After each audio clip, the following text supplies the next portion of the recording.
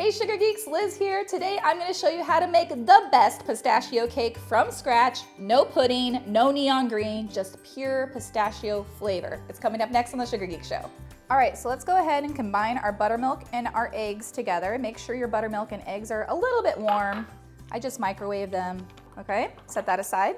And then we're going to combine our oil and our pistachio paste. This pistachio paste is actually going to replace the butter in the recipe. I'm using pre-made pistachio butter, but you can totally make your own. It's literally just ground up pistachios and a little bit of neutral oil, and it's a little bit more textured than the pre-made kind, but it's like 10 times less expensive. So make your own pistachio paste. Something to note though is my pre-made pistachio paste is very green because they're using unroasted pistachios, but I could only find roasted pistachios, which are a little bit more brown. So I did add a little bit of like green food coloring, like a drop, just so that it looks a little bit more green and not yellow. Don't worry, I put the whole recipe to this pistachio cake in the description below.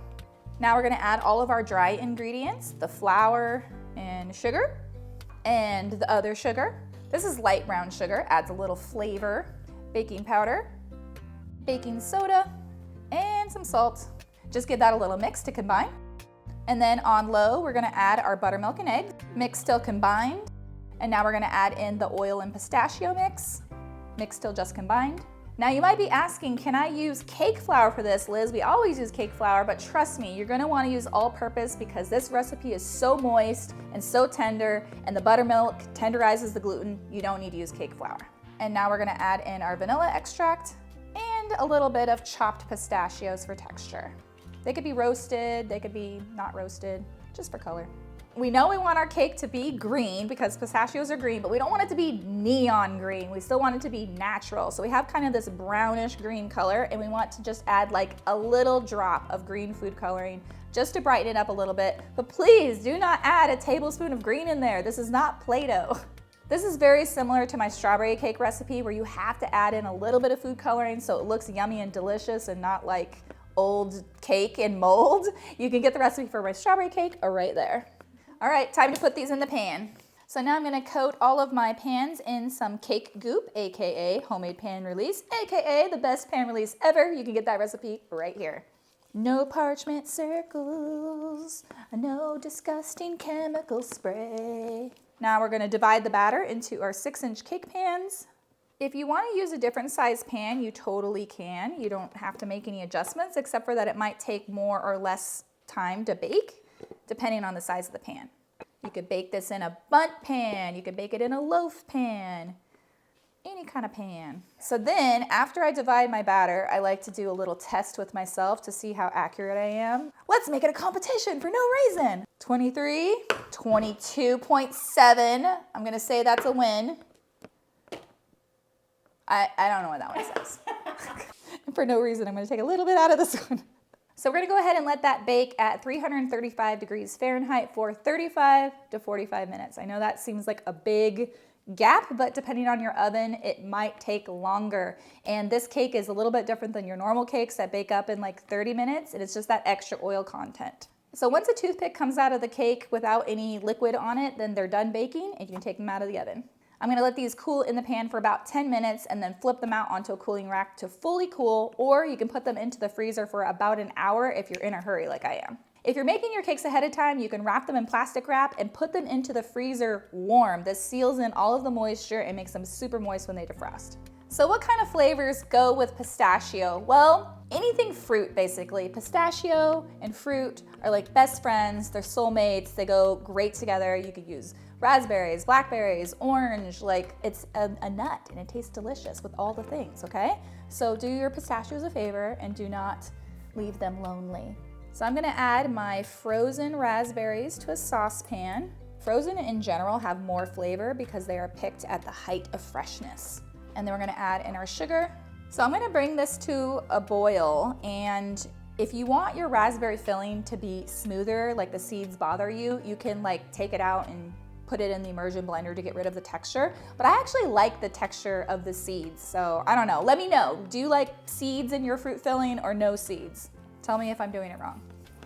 While this is coming to a boil, I'm gonna mix together my water and my clear gel. which is basically a type of cornstarch that just stays really clear instead of being cloudy, but you can use cornstarch. Once this comes to a boil, I'm going to add in my clear gel mixture, and then this is gonna start thickening up. You just wanna cook it for like maybe 1 more minute. All right, once it starts bubbling away, you wanna turn it off before it starts staining your favorite shirt. After it's done boiling, then you wanna add in your lemon zest and your lemon juice, because the acidity will actually like cook out. So this keeps it nice and bright. If you absolutely hate lemon, you can leave it out. I think it improves the flavor of the raspberry, but some people are like, it tastes like lemons. And then I'm gonna pour the raspberry filling into a bowl and then cover it with some plastic wrap and put it in the fridge to chill. You could absolutely make this ahead of time. You know, it keeps very well in the refrigerator, or you could even freeze it. So make your raspberry stuff ahead of time if you need to. Okay, so let's go ahead and make our French buttercream. I'm gonna bring about 2 inches of water to a boil, and then we're gonna add in our whole eggs. I know this is not a typical French buttercream because they usually use just the egg yolks, but I personally think that's a little bit too eggy, so I'm using whole eggs and egg whites, so it's like a cross between Swiss and French. It's fris.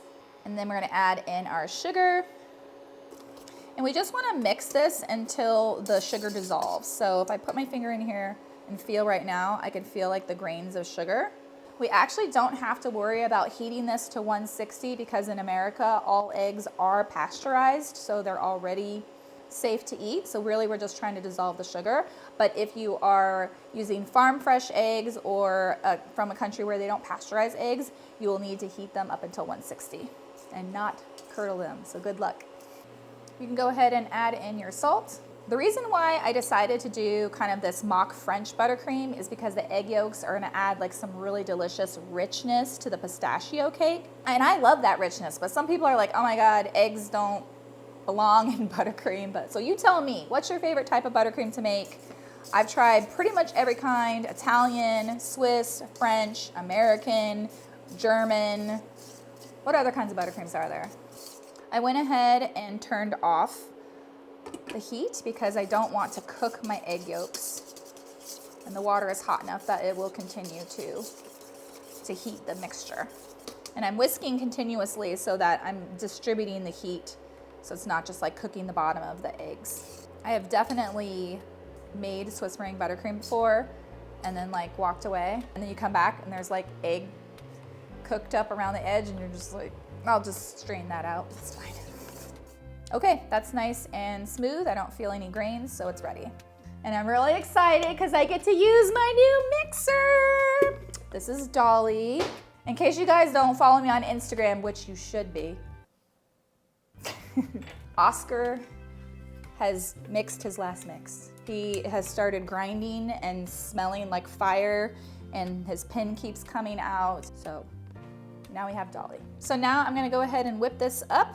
And in case you're wondering, like, why are you using a KitchenAid and not your Bosch? I use both. Most often, I just use my KitchenAid for making buttercream because I like it really full, and to mix on low to get it super smooth, or for like small batches, like macarons. So you can see that this is really light, fluffy, foamy. We've whipped it to basically the ribbon stage. So what that means is the mixture forms a ribbon that runs off the whisk and kind of sits on top for a little bit. The bowl is also not really hot anymore. It's still very slightly warm. Okay, so now we're gonna start adding in our butter. I'm mixing with small chunks because I feel like it incorporates a little bit easier. And we're on low. All right, now I'm gonna bump up the speed to high. I'm gonna go ahead and add in my vanilla.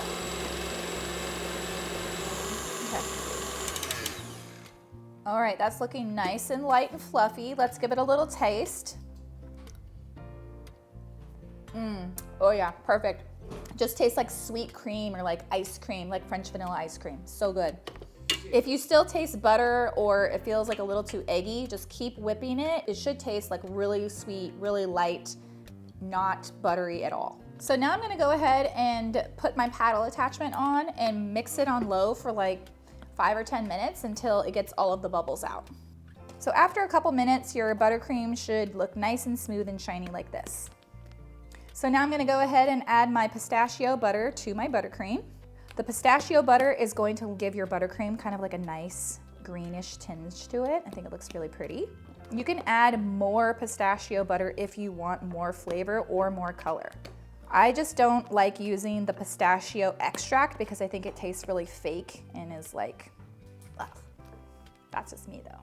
Okay, so now it's time to assemble our layers. The first thing I do is I like to trim off the dome and all of the brown edges so that my cake slices look really pretty on the inside, but you don't have to trim the edges if you don't want to, but you should trim off the dome so that your cake layers are nice and level.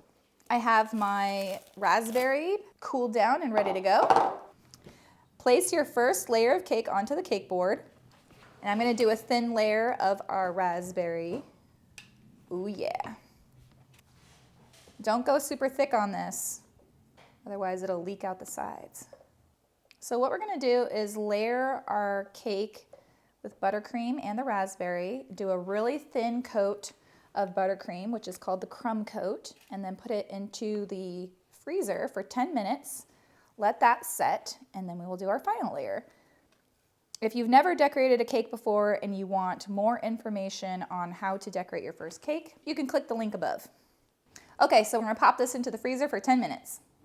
Okay, now we can do the final coat of buttercream. So to me, pistachio is such a good flavor. It's so underrated. You can pair it with so many different things, and it's something a little bit different. If you want another pistachio recipe, check out my pistachio macarons. So I know that this is not a super bright green pistachio color, but to me, it looks more natural and more delicious. I just think that neon green is like not appetizing.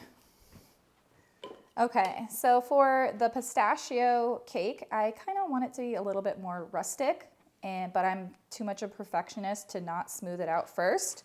So I smooth out the sides, then I add more buttercream, and then I rough it up. So this is my roughed upness, and I'm just gonna take my spatula, start at the top, and that way you don't have to make it super smooth, but it is straight. And I'm gonna smooth out the top, and then also go from the center and go outward. Nice rustic buttercream. Then we're gonna pick our cake up carefully, hold it in one hand, grab your chopped up pistachios, and you're just going to press a little bit on the lower edge, and that hides the cake board, and it just adds a little bit of color, interest, texture, and it also tells the person who's eating this cake, hey, there's nuts on this. Oh, this smells so good. All right, and then I'm gonna place this onto a cake board, and then I'm gonna sprinkle a little bit more pistachio on top, put some little dollops on top, and then I'm gonna add some raspberries because there's raspberries in here and they look yummy. The pistachio is still the star, but you got that pretty pop of color from the raspberries. Okay, let's take a slice and eat it, okay? This is my I get to taste my cake finally dance. Wow, so good. I know I always say that, but I swear to you, this cake has such a strong, like earthy pistachio flavor, and then the buttercream is super light, really creamy, but really rich, and then you get that raspberry in there. That's just like a little bite. It's so, so balanced. I am obsessed with how this turned out. It's so good. So that is it. That's how you make the best pistachio cake from scratch with no artificial flavors, just pure pistachio. I'm Liz, and I will see you all in the next video. Bye. Ooh, you're coming with me. And you know, I could have, oh crap. No Jell-O, no pudding, no neon bright green, just